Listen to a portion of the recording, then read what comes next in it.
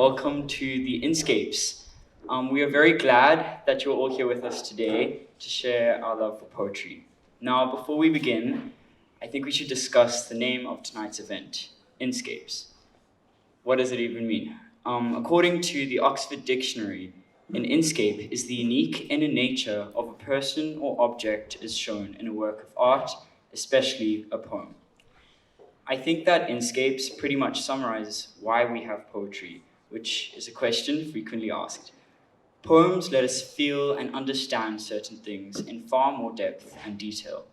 We understand the unique nature of said person or object. Poetry makes us feel more. It makes me happier, me sadder, it makes me calmer, more uncomfortable. Poetry makes us feel more. Which is why I'm so glad we get to gather around in this beautiful place to read and listen to a couple poems and be present and let us get lost in each other's words. To start us off this evening, we have Chris. He's going to read us a poem, If.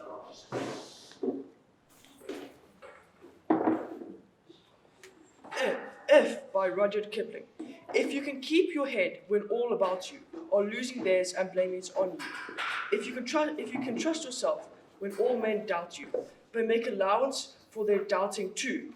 If you can wait and not be tired by waiting, or being lied about, don't deal in lies. Or being hated, don't give way to hating. And yet don't look too good nor talk too wise. If you can dream and not make dreams your master. If you can think and not make thoughts your aim. If you meet with triumph and disaster, and treat those two impostors just the same. If you can bear to hear the truth you've spoken, twisted by knaves to make a trap for fools, or watch things you gave your life to broken, and stoop and build them up with worn-out tools. If you can make one heap of all your winnings, and risk it on one turn of pitch and toss, and lose and start again at your beginnings, and never breathe a word about your loss. If you can force your heart and nerve and sinew to serve your turn long after they are gone, and so hold on when there is nothing in you, except the will which says to them, hold on. If you can talk with crowds and keep your virtue, or walk with kings nor lose the common touch, or if neither foes nor loving friends can hurt you, if all men count with you, but none too much, if you can fill the unforgiving minute with 60 seconds worth of distance run, yours is the earth and everything that's in it, and which is more, you'll be a man, my son.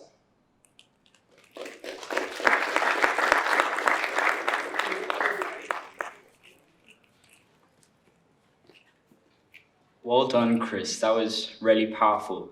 So, typically in poetry, we don't clap, we click.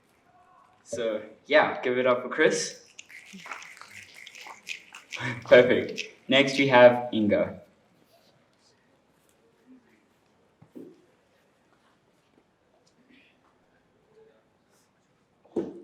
I'm going to be reading two poems tonight.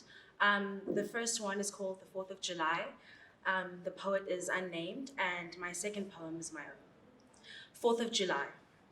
The hot shallows and seas we bring our blood from slowly dwindled, cooled to sewage estuary, to trout-stocked tarn. Even the Amazons taxed and patrolled, to set laws by the few jaws, piranha and jaguar.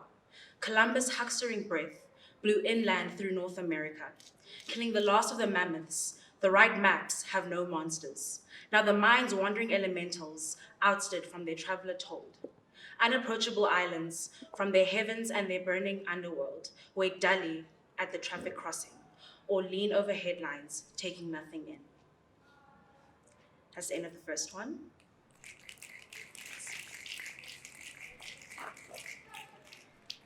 And my second poem is called My Hair. My hair is a forest, so rich, so natural, so big and full of life. My hair is my crown. She's the reason I am queen.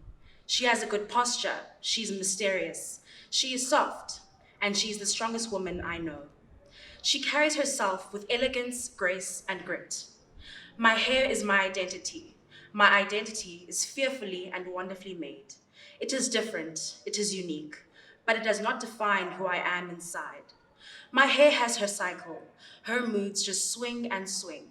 I have bad hair days too. My hair is my asset. I own it. She is her own boss. She's a natural-born leader that can handle anything thrown her way.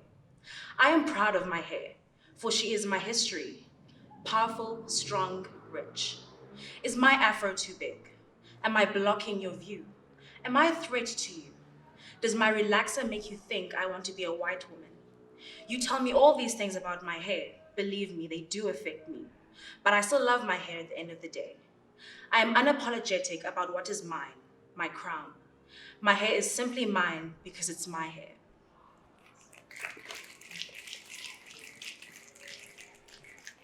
Those were very beautiful poems. Well done, Inga.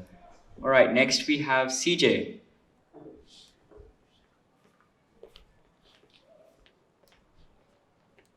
You guys are going to be really sick of me tonight. I have so much to say.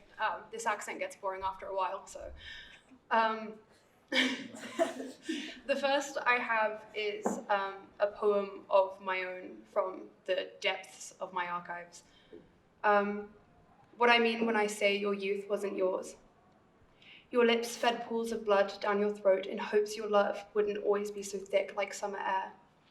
Teeth become fangs, and girlhood means sharpening them with strawberry seeds and bottle of rum hidden in between thighs under church dresses. The only time you have believed in God is when your anger tasted more like passion than iron.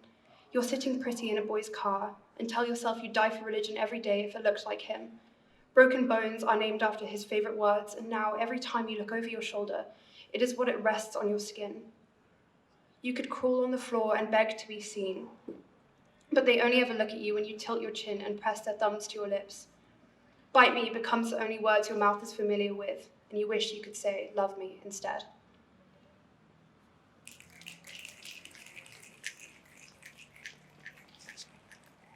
Wow. All right, next we have Cornelie.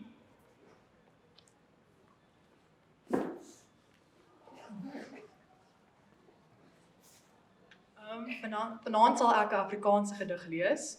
Dit is genoem Telkom gesprek met my ma. Ek hoop julle verstaan. My liewe ma, ek probeer maar weer vanaand. Kan jy my hoor? Dis nou Dinsdag hier. Ek probeer maar weer. Gisteraand is ons mos afgesny. Dit raas ma. Is dit jy? Lyk my nie. OK. Sal weer na die nuus probeer. Daar's dit nou stukke beter. Nee, ek hoor jou goed. Lyk vir my hulle wil ons nie. Ag nee, wat ma? Dis net. Hoe nou? Ja, die ouens kap nou om. Ou Ernst het ook gaan kyk hoe dinge daai kant lyk. Sê maar groete, as die ou onthou. Nee, ek sit maar die kant en dink, hoe lank het dit gevat om mekaar gewoon te raak? Die stem en so, om plek te kry vir elkeen in jou kop en binnegoed. Dan gee almal pad, asof dit 'n dagbesoekie was. Los jou sommer so. Wat? Nee, God ma, nie nou al nie. 'n Mens moet eers regmaak. Jy weet mos, dit vat lank om te groet.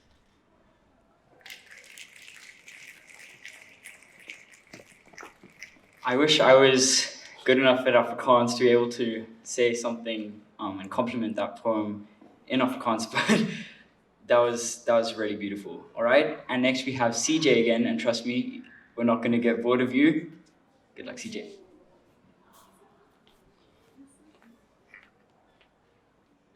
This poem isn't mine or selected by me. I owe a friend a favor, so.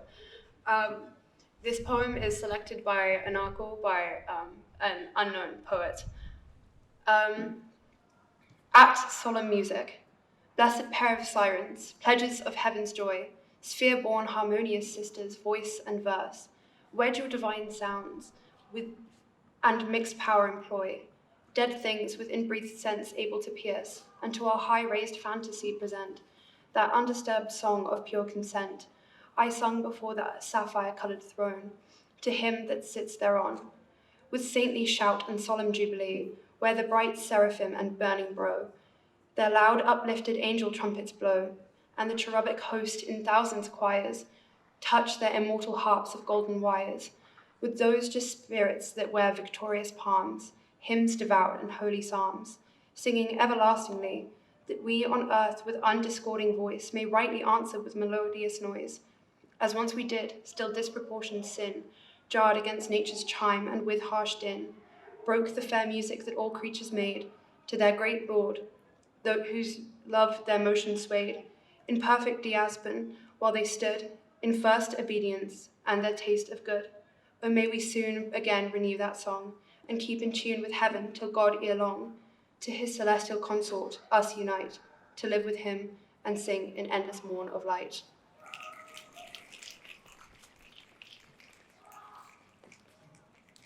Anako has very good taste in poems. Well done, CJ.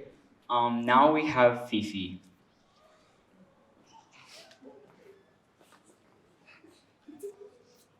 Okay. So for tonight, I'll be saying 2 poems, a Xhosa poem and an English poem, and I'll be starting with the Xhosa poem titled Sivelaphi Singobani. Yeyiphi eyona nzala yakwaXhosa? Besifudula sineenkomo bafika basinika ibhokhwe, basinika iwotshi ekubeni besinalo ixesha, nani mabhinqa baninika ifaskoti phezu kwezolokhwe. Asingobelungu, asingobathwa, singabahambi nababani, yaye siyazamkela nezi dolophu zingqonge iilali zethu kwezi lali zethu zimhlaba ubomvu. Ninanto zobani oonyana nentombi zomthomnyama, abantwana bahle kumthomnyama, kuhle kulungile kuntsundu. Wena gwala hlala ulumkile, usothuswa nasisithunzi sakho de uxolele ukusipha umphako. Wena mbhali hlala ubhalisa, ngale mazi isoloko isehlisa, ngalo mthombo wegazi usoloko usophisa.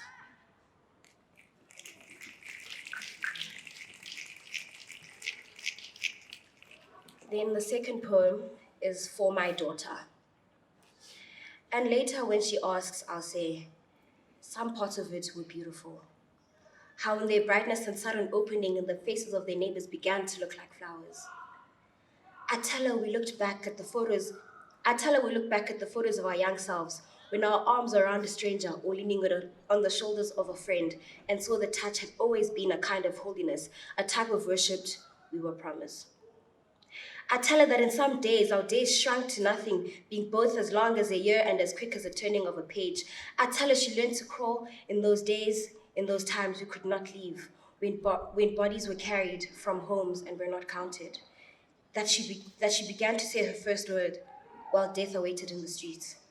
Though I was afraid, I never saw the fear in her eyes.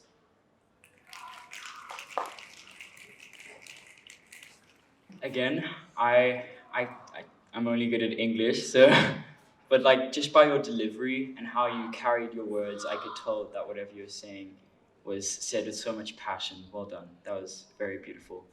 And now we have Sesha.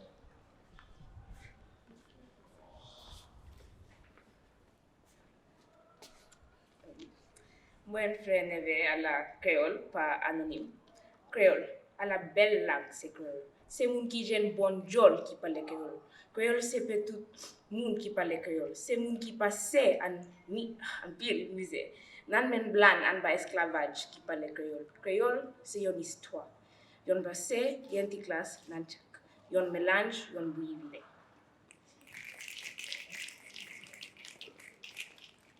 I'm not going to entertain the English jokes anymore. So next up, we've got CJ.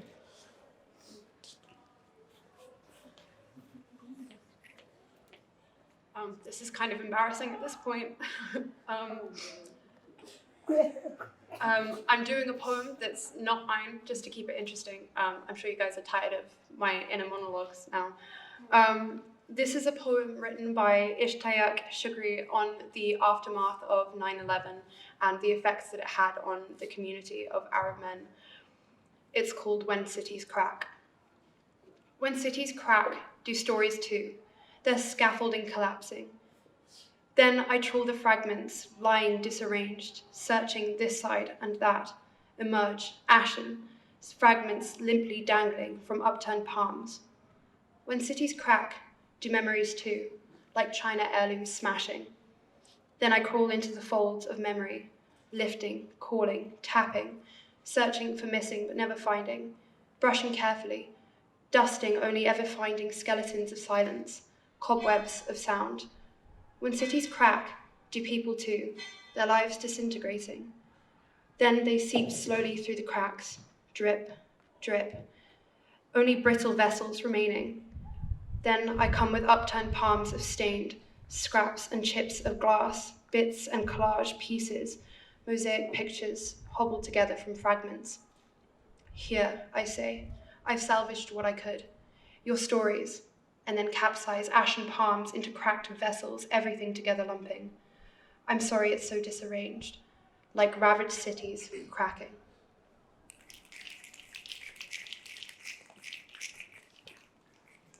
Amazing, yet again. All right, now we have Sipe.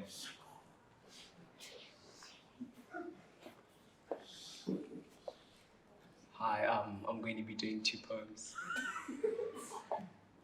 Please may you listen properly. The first poem is called Roll the Dice by Charles Bukowski.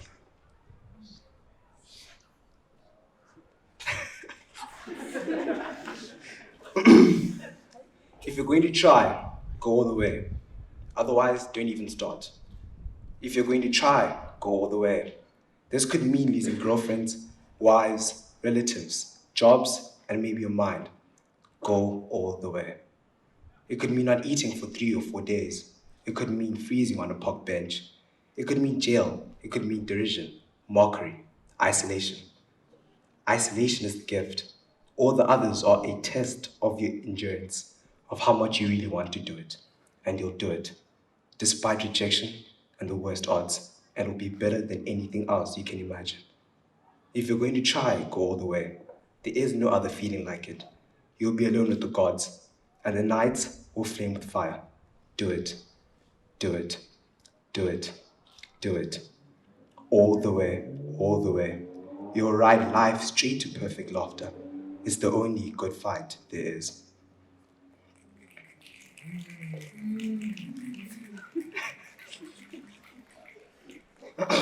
The second one is called The Laughing Heart by Charles Bukowski.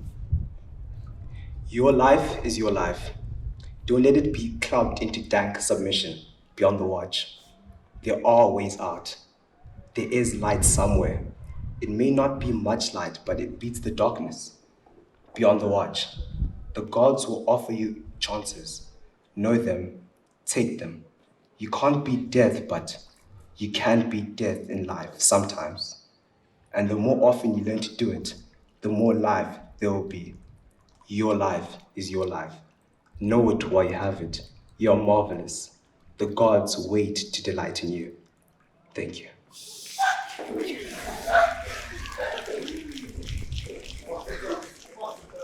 I hope everyone was listening properly because those were some very compelling poems. Well done. All right, I just want to say real quick that it's very brave, and well done to everyone that was reading their own poems. That's very impressive. Unfortunately, I'm not brave enough, so I'm going to be reading a poem by Owen Shoe. It starts with a quote by Chaucer. Hedge School. Through that her soul's goon a blackberried. The walk home from school got longer. Those first weeks of September, listening to the minibus diminish through the hedges and trees, then slipping the straps of my bag over each shoulder to free up both hands for the picking of blackberries.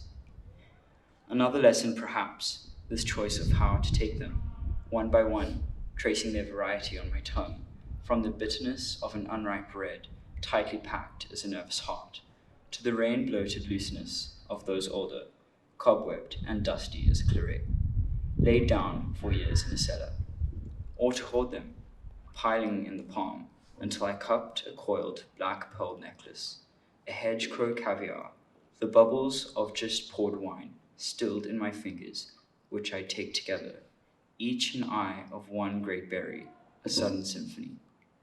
Or as I did just once, strolling towards the low house, growing at Lane's End, not to eat them at all, but slowly close my palm into a fist instead, dissolving their mouthfeel over my skin and emerging from the hedge and tree tunnel, my knuckles scratched and my hand blue, black-red, as bloodied as a butcher or a farm's at lambing, or that of a boy who's discovered for the very first time just how dark he runs inside. Thank you.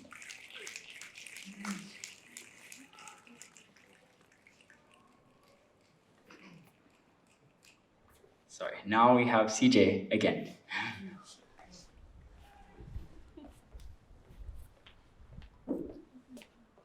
I'm so sorry. This is written by Anonymous, called Suffocated. I see people fall in love. I fall in love occasionally. Because of nostalgia, hallucination. Why is it so necessary? In this time which is lost to love, isn't love now only bringing yourself to someone else, or your old stuff with you, kind of suffocating their being by what you have been, especially now when we can feel everything so vividly? So much of us is just baggage. Why share it so much? What compels us to repeat this act made void of purpose except material division? There's no actual respect anymore for space, an inability to give nothing. Everything is just swarming up and out of us, yet coming back to our skin like the rising tide of the sea. The flood of videos, the current of music, the noise, the god-awful noise we make to each other, and realizing this means you're too sensitive. You may need to medicate yourself to be normal. You may need to walk 1,000 miles just to feel some space. Suddenly, I'm reminded of the old horror movie The Fly from 1958, wherein the main character, transformed by a scientific experiment into a small fly, is finally discovered to be stuck in a spider's web. The creature is pathetic, terrifying, a mixture of insect and human body, higher consciousness mixed with primal embodiment screaming with human words from an inhuman body. The onlookers are forced to kill the insect man, just as the spider is about to swallow it, only because they cannot bear to last its suffering. We're lodged into a battery with half our face a smile, and then forced to live. We're forced to watch the process of transformation, yet we cannot find any good way to give relief to each other. Perhaps our programming denies us that. We can only feel and express, arbitrarily react. Love breeding with unlove into new love, into man love. A new difference for the great old life replacement parts for the organism moving, calling itself consciousness now, perhaps something else in this distance. Yes, for all this, to all this, I'm merely sad, saddened by the horrified beyond anything, yet forced into my shell, spreading like a drip of mucus on the face, streaming with tears. My only solitary face left to remain is poetry. Poetry and sadness. Clarity of being appearing in illness. As the chalked up body of a man strings itself up to a rock, ready to be swiped away by the sea of now, I bear a small part of myself as skin. Exhale. Words and thoughts come out invisibly. The form our kind struggles to speak. Our devastated murmur slips out. Something that might have been called a scream of joy and suffering if there was anyone remembering it. Anyone in the anything to come.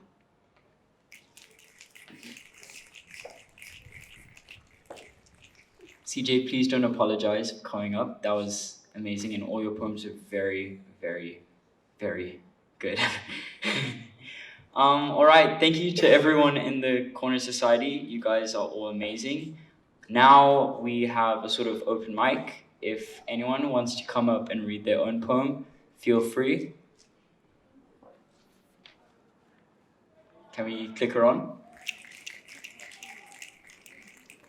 So I was also supposed to be on the list, but it's fine. No, don't worry, it's just in case. Yeah, I'm not just... So the poem I'm going to read is one by Lewis Carroll from one of his less famous books called Rhyme and Reason. It's called Fame's Penny Trumpet, and the caption is affectionately dedicated to all original researchers who pant for endowment. Blow, blow your trumpets till they crack, ye little men of little souls, and bid them huddle at your back. Gold-sucking leeches, shoals on shoals. Fill all the air with hungry wails. Reward us, ere we think all right. Without your gold, mere knowledge fails to sate this mannish appetite. And where great Plato plays serene, or Newton paused with wistful eye, rush to the chase with hooves unclean, and Babel clamour of the sty. Be yours the pay, be theirs the praise. We will not rob them of their due, nor vex the ghosts of other days by naming them along with you. They sought and found undying fame. They toil not for reward nor thanks. Their cheeks are hot with honor shame, for you, the modern mountebanks, who preach of justice, plead with tears, that love and mercy should abound, while marking the complacent ears, the moaning of some tortured hound, who prate of wisdom, nay forbear, lest wisdom turn on you in wrath, trampling, with heel that will not spare, the vermin that beset her path.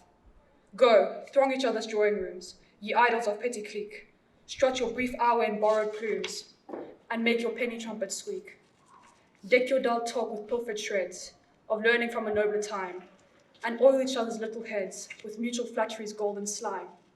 And when the topmost height you gain, and stand in glory's ether clear, and grasp the prize of all your pain, so many £100 a year, then let fame's banner be unfurled, sing paeans for victory won, you tapers, that would light the world, and cast a shadow on the sun, who still shall pour his rays sublime, one crystal flood from east to west, when you have burned your little time and feebly flickered into rest.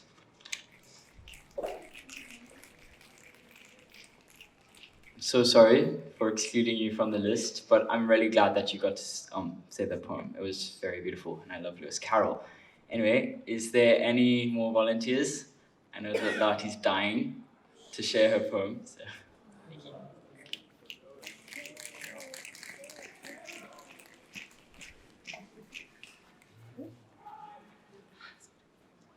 Hi, I'll be reading 2 poems by Maya Angelou. Recovery. A last love, proper in conclusion, should snip the wings, forbidding further flight. But I, now rift of that confusion, am lifted up and speeding toward the light. Yeah, that's it. The second poem is Alone. Lying, thinking last night, how to find my soul a home, where water is not thirsty and bread loaf is not stone. I came up with one thing, and I don't believe I'm wrong, that nobody, but nobody, can make it out here alone. Thank you. Oh my word, you have like a way of drawing me in and us in with your words. That was really, really incredible. Is there anyone else? Okay, I think Inga's gonna come back.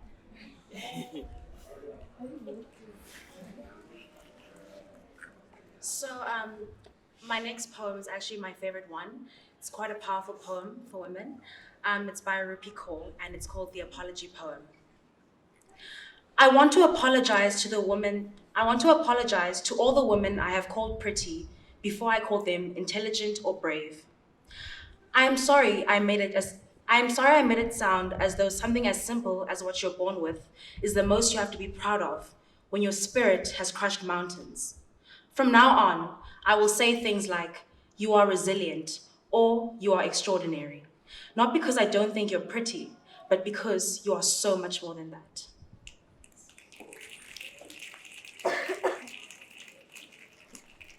Very powerful. Well done. All right, anybody else? I'm hearing names.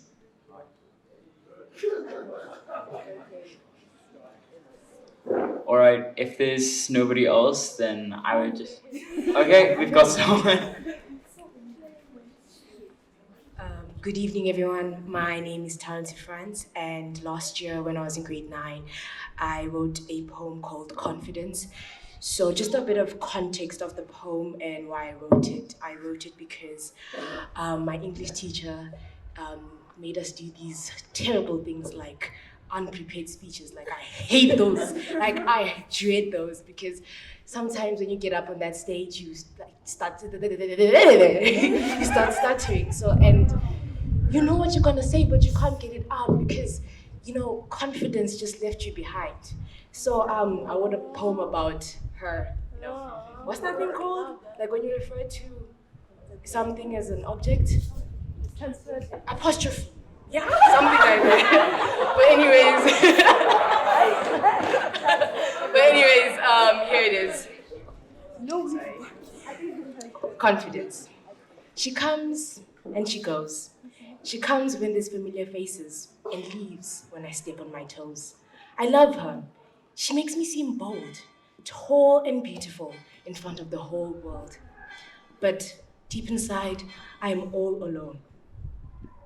She told me lies, and I believed her. When she stood by me, she made me a leader. To be honest, she did the most. But whenever she left, anxiety was the host.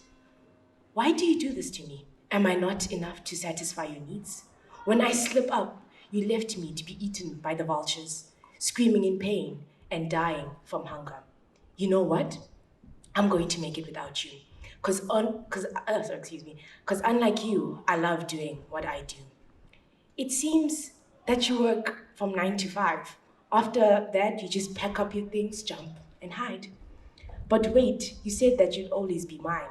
I guess that was just another lie. Thank you. That was such a good poem. I think that all the teachers, I think you should say it again for them. I hope that they listened very well for that. No more speeches. All right. All right.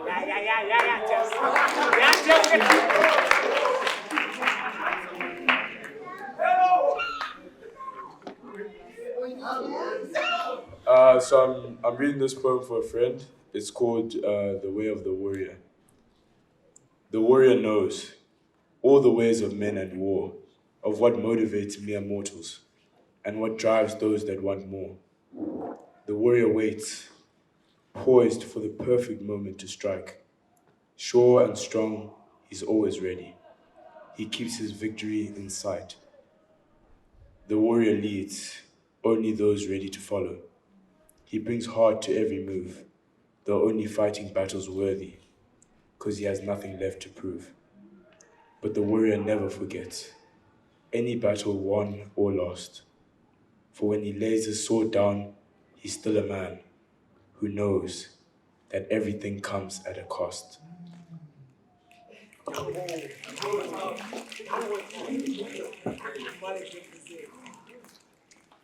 Wow. Yeah, wow. I'd like to thank everyone. Oh, we've got another poem. Let's hear it.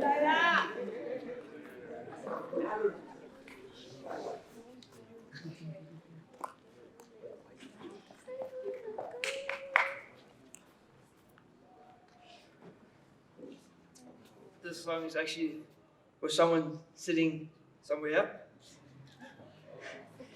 Life is hope. Hope of being happy in life. Hope of being adjusting in life. Hope of being able to achieve achievements in life. Hope of being cared by someone in life. Hope of being somewhat loved by someone in life. Hope of being nice to everyone in life.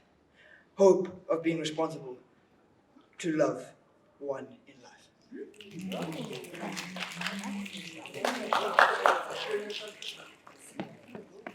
Thank you, Adam. That was very, very nice. I hope that whoever that was for was listening carefully.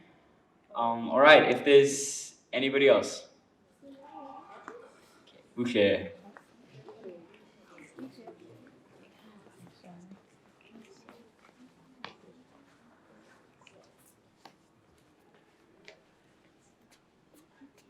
Hi guys, I'm going to be reading OCD by Neil Hilborn. The first time I saw her, everything in my head went quiet. All the texts, all the constant refreshing images just disappeared.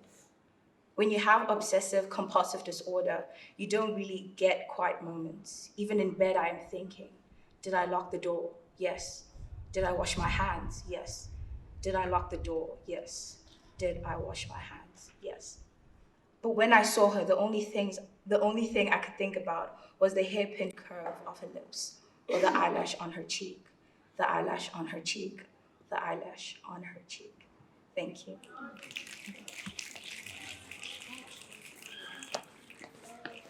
Well done, Boucher. That was very captivating. All right, another poem. Thank you.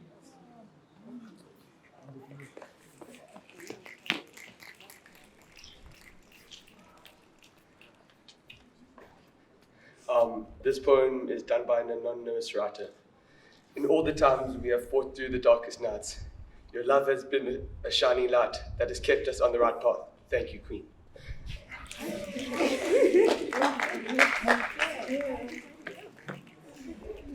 I'm loving these grade 9 poems. Well done, guys. All right. Another one. Let's hear it.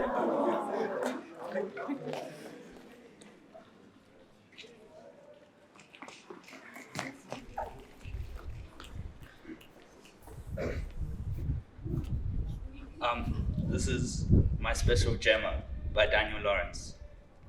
I remember this girl I was with once. I remember her name was Gemma. I remember her laugh, so happy and always so beautiful, so smart and so kind. She really was a type hard to find. They were my happiest days, the one I remember so true. They were of us, but I just wanted us too. It was cold, but she still smiled, and she shivered so much. But I enjoyed myself nonetheless. Her hands so soft to touch. She truly is a thing of beauty, one I haven't seen rivaled. She's the modest to admit, and Gemma, that's why she's called. P.S. If you see her, tell her I love her. Thank you. The grade 9s are a very passionate dorm. I hope there's more. No more? Anyone else?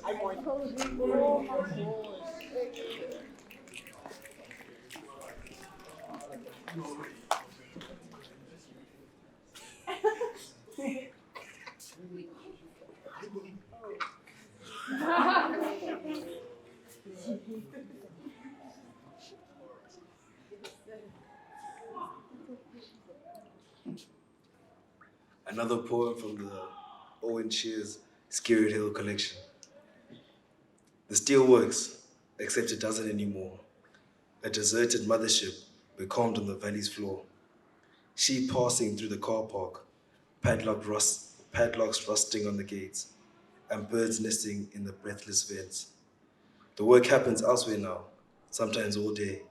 Men pressing and dipping in the lifting bays, locking out elbows, rolling a bicep up, an arm then away, or just kneeling and bowing to the benediction of a lateral pull, pumping iron under strip lights. They take the strain of another afternoon shift with screwed tight eyes, pneumatic sighs, while at the window still the rain, whirring off the clouds and sheets across a brushed metal sky.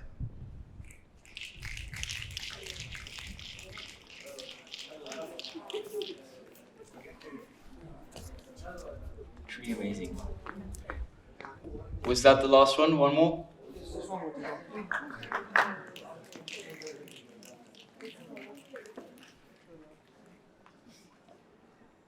This poem is called Winter Things. Winter brings change. The frosty air stings. Winter brings change. We put on our warm things. Winter brings change. Bears sleep and birds take wing. Winter brings change, but it changes back in spring.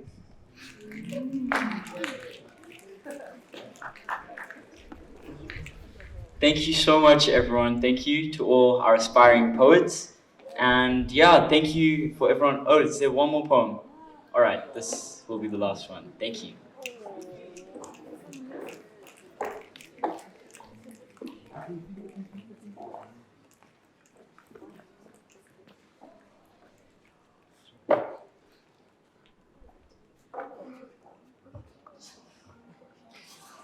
Her soul burns so brightly, I can catch fire, ignited by passion, consumed by his light. I risk losing myself into those flames of lust, burning into the night. A poem by Christy Anne Mary Time. Thank you.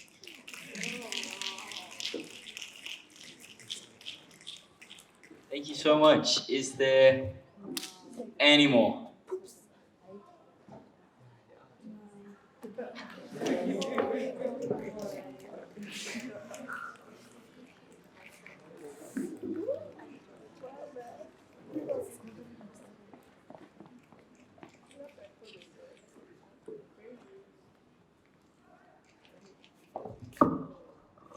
The name of the poem is Do You Believe in the Magic Inside You? Do you believe in the falling star, a wink from the sky? A last kiss by the train, lips wet from the rain. Do you believe in the adventures inside you, running wildly beyond the horizons, leaving rainbows in your wake? Do you believe in silent walks through the park, whispering trees, tickling your senses, calling your heart, longing to know who you are? Do you believe in the illuminated touch, an immortal moment, when a heart melts into another, can't tell one from the other? Everyday magic, flirting with a stranger, sighs from a lover. Do you believe in the magic inside you, the magic that surrounds you, whether you believe in it or not? Thank you.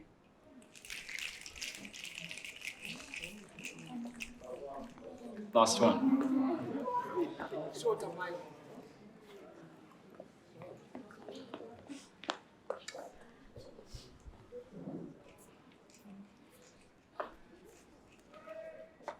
This is a poem by Langston Hughes. She in the dark found light, brighter than many ever see. She within herself found loveliness through the soul's own mystery. And now the world receives from her dower the message of the strength of inner power.